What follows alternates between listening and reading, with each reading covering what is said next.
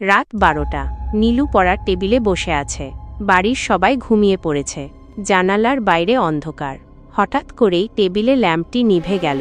নীলু ভেবেছিল হয়তো আলো চলে গেছে, কিন্তু আশ্চর্যজনকভাবে ঘরের অন্য লাইটগুলো জ্বলে আছে। নীলু টর্চ নিতে গিয়ে দেখল টর্চটি অদ্ভুতভাবে ভিজে গেছে। কোনো কারণ ছাড়াই তার মনের ভেতরে ভয়ের স্রোত বইতে লাগল।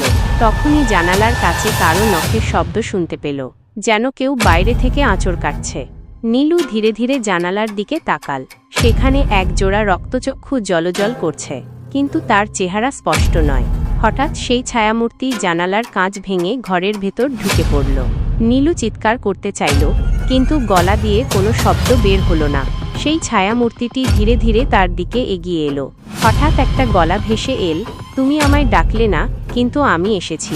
পরের দিন সকালে নীলুর ঘর ফাঁকা পাওয়া গেল। শুধুমাত্র জানালার পাশে একটি লেখা, আমি চলে গেলাম, কিন্তু আবার ফিরব।